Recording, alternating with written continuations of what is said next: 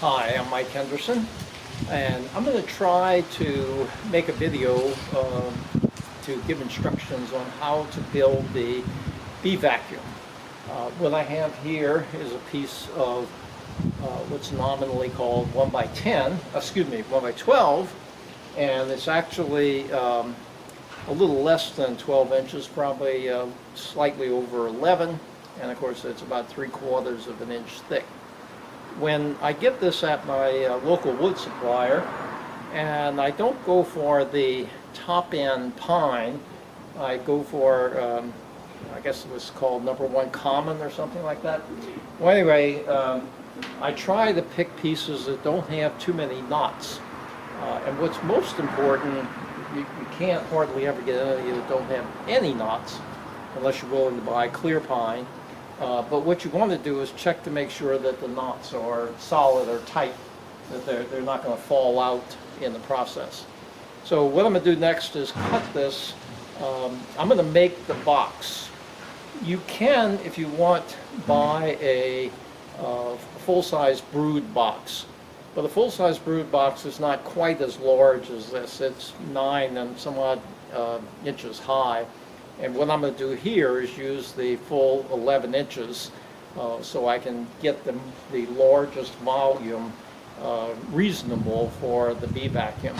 When you go to get bees, you sometimes never know how many you're going to wind up getting, especially in a cutout. So I really want to have a fairly large volume so that the bees don't get overheated as I'm taking them home. Bee boxes are 19 7/8 by 16 1/4, and what I'm going to do here, I'm going to build this box, and I'm going to use dovetails. Now, dovetails are a little bit more of an advanced technique, but I happen to be a woodworker and I'm fairly familiar with dovetails. If you want to make your own box, there are other techniques you can use for joining the box together. Finger joints being one of them that you can do on a table saw or something, and there are probably other techniques that you can find if you want to do a little bit of research. But anyway, I'm going to mark this thing at about 20 because I prefer to cut a little bit over and then trim to the final size. So I'll do 2 pieces at about 20. And 2 pieces at maybe 16 and 3/8 or something like that. Okay, the piece of wood that I have is one that I had in the shop. It's not a full length that I bought from the wood supplier. So it's not going to be enough wood to finish the project. I'm going to have to go and buy some more wood. But for right now, I'm going to cut the 4 pieces. About 20 and about 16 and 3/8.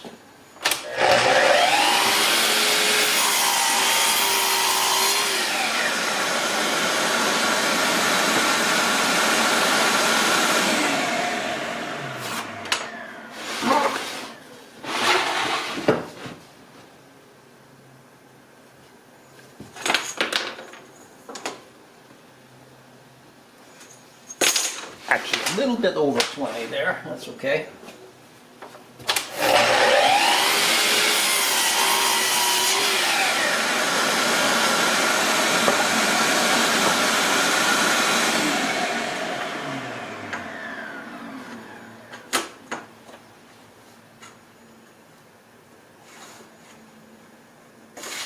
All right, now what I'm going to do here, since I'm going to do dovetails, I don't want this knot at the end of the board because it makes making dovetails too difficult. So I'm just going to cut this piece off here and look at where that will give me the next piece, and that looks okay to me.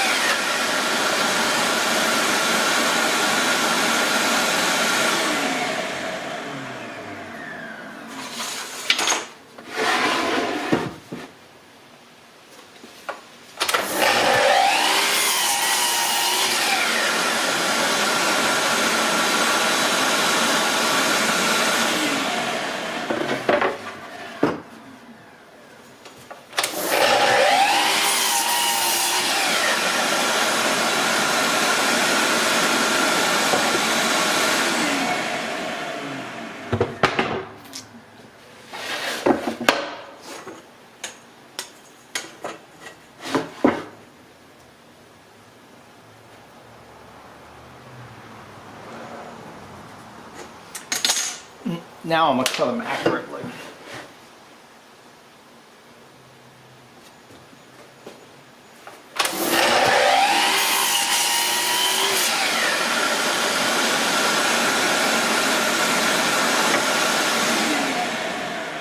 Okay, that's 16 1/4.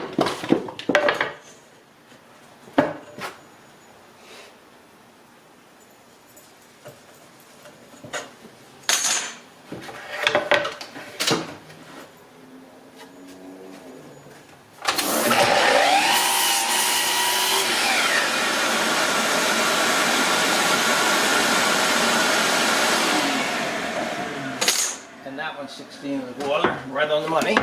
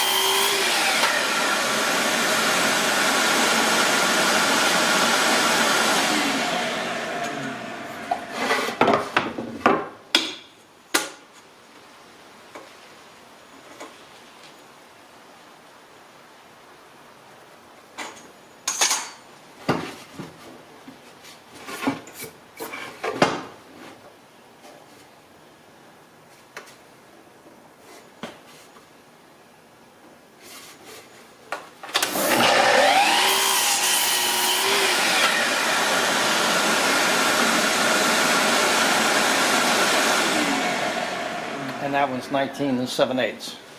Now I'll move over and start doing some dovetails on it. My goal here is not to teach you how to do dovetails, so I'm going to probably speed up the video on this part, or I'll even skip some of it and just show you the final results.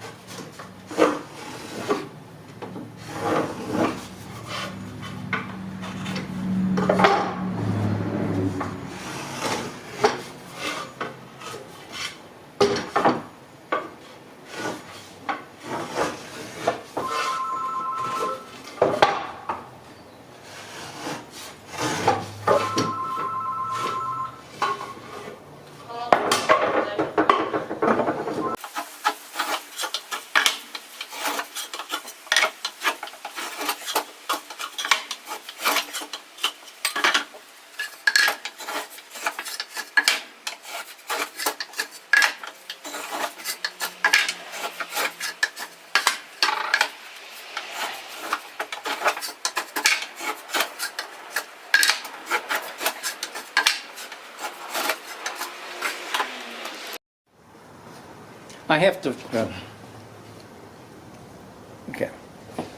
I have to first decide which ones are going to be tails and which ones are going to be pins. So I've decided that the short sides are going to be the tails and the long sides will be pins. So I'm going to first mark out the dovetails. And I step them off here. I want 6 dovetails.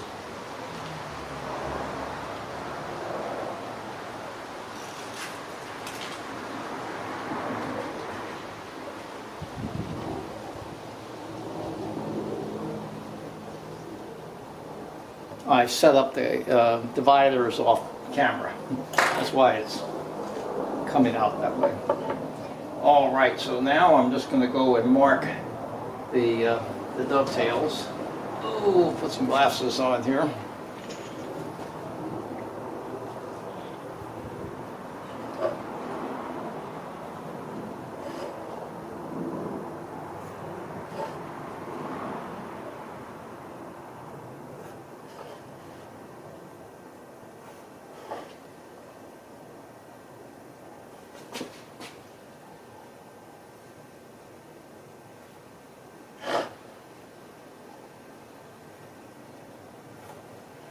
Tails are not really critical as far as size or anything else like this.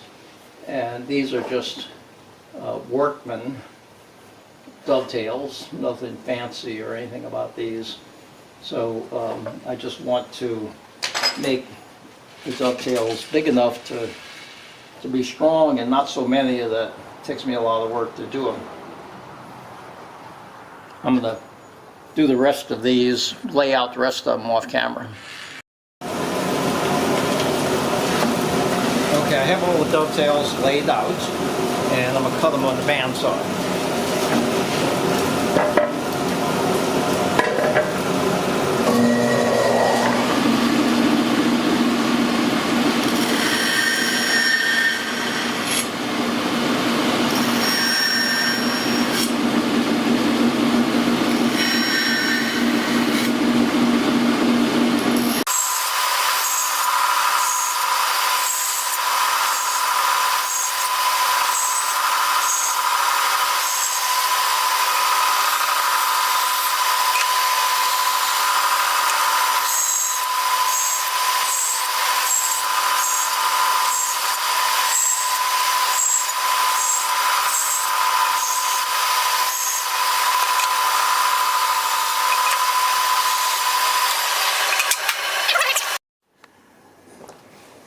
All right, now I have to saw out the waste, or remove the waste, and what I'm going to use is a fret saw to remove the majority of the waste. And when I make this cut, I don't want to cut all the way down to the line. I want to be able to leave that gauge line as a place where I can put my chisel to make the final cut.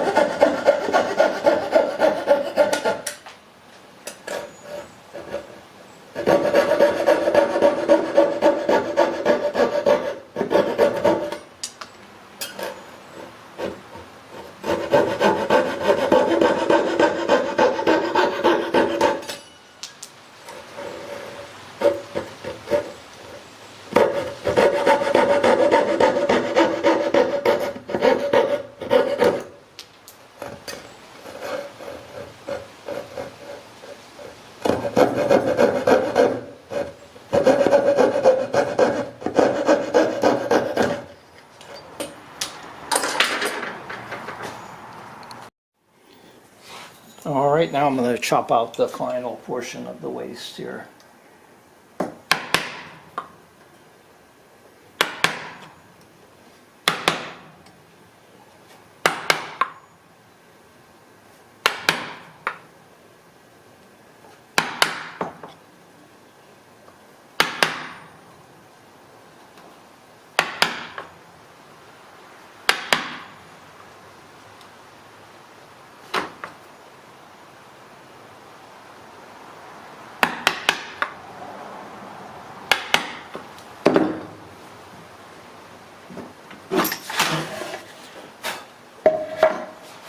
When I'm doing this, I always clamp the board down. You just don't want the thing moving around on you while you're working on it.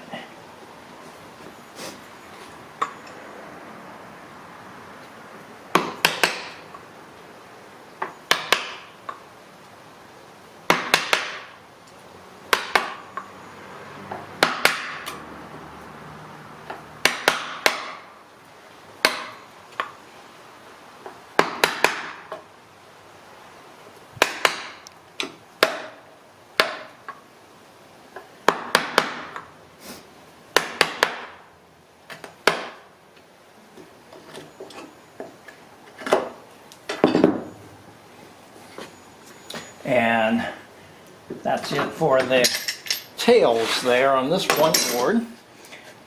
And what I'm going to do is do the other tails off camera. Okay, now I'm ready to transfer the tails to the pins. First thing I want to do is mark the wood with the outside, and the reason you do this is so that you don't flip a board over when you're trying to put them together. I also mark which side is up. As far as choosing which side is outside and which side is up, it's just a choice. There's no right or wrong answer. Sometimes I look at the wood and decide The outside is going to show, so I want that part to look better or something. And the next thing you do is you mark the two pieces that go together with a number, or in some fashion indicate that these two pieces go together.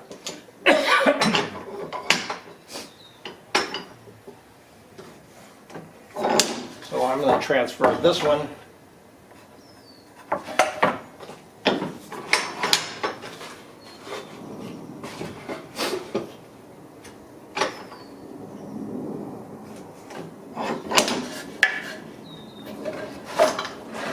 So I have outside, arrow, arrow. So this one's going to go here. And I'll mark that with a 1 so that I have the two together. And then using marking knives, I'll line up the sides and then just mark the tails.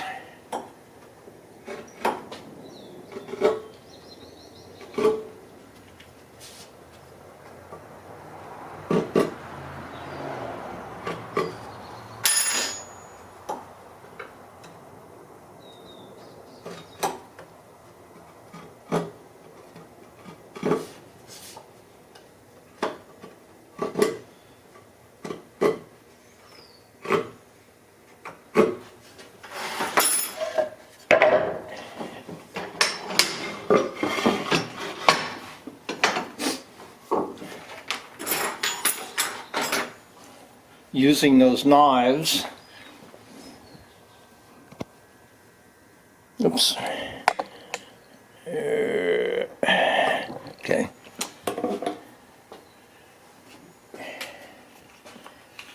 using those knives, I'm going to bring the marks down now on the side, and notice that I'm using a knife, not a pencil, because these cuts have to be made very accurately.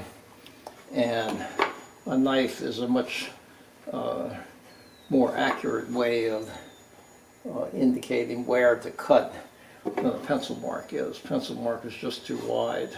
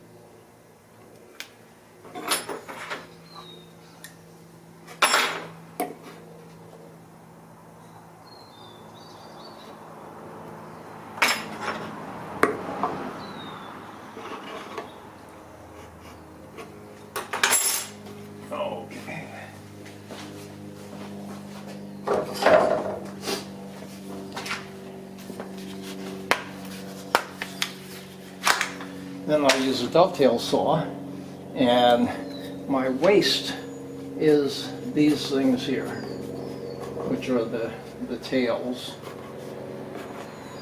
So I need to cut to the waste side of the line.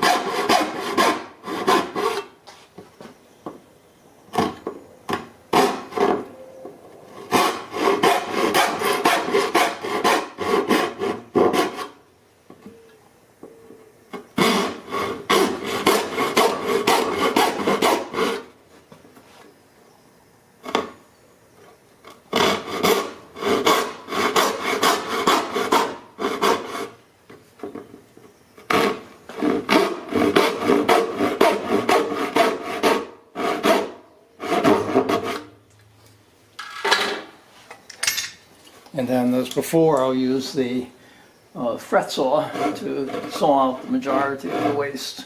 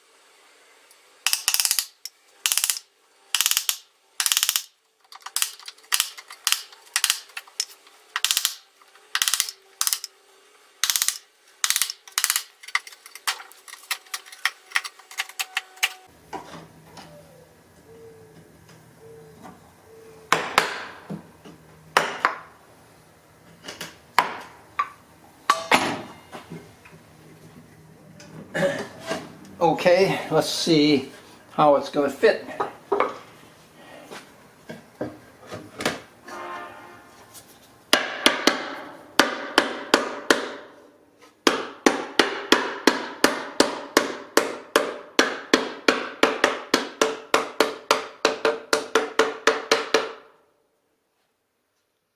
Well, maybe not my very best dovetails, but not bad.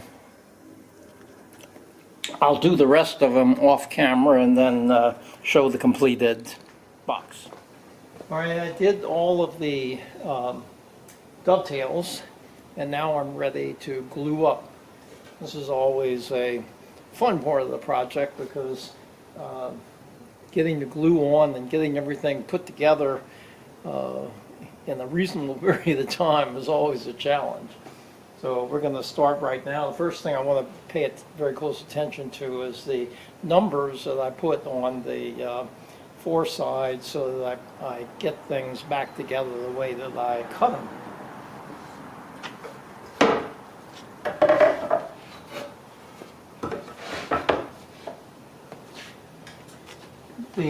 we don't need a lot of glue. Um, the the dovetails are pretty tight already. So I'm just going to put a little glue in here, and then I'm going to work it up on the sides with the stick here. This is actually a coffee stick from probably Starbucks or something.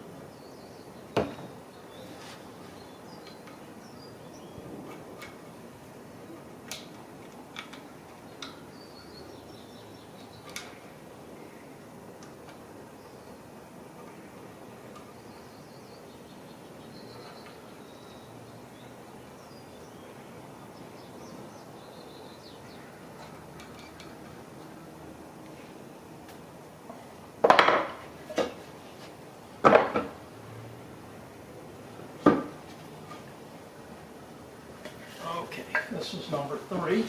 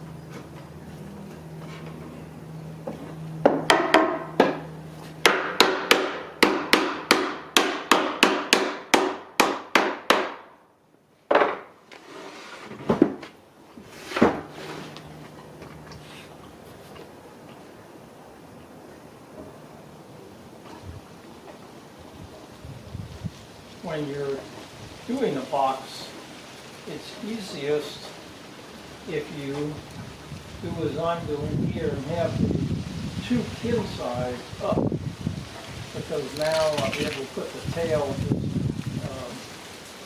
take the tail board and just hammer it down on top of the pin boards here.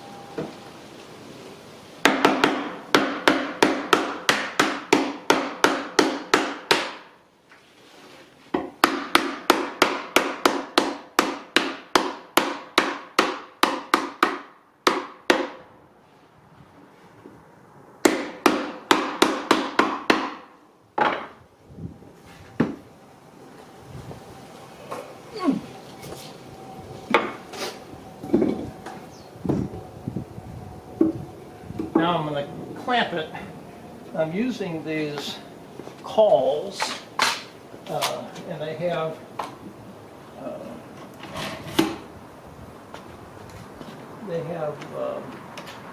packing tape on them so that they won't stick to the glue. Glue won't be able to glue those down.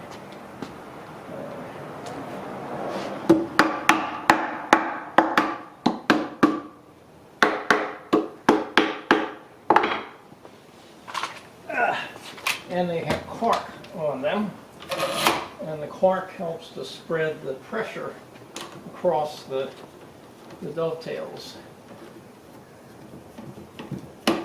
and to push the dovetails down. Even if a tail is, excuse me, a pin is sticking up a little bit, it can still push them down.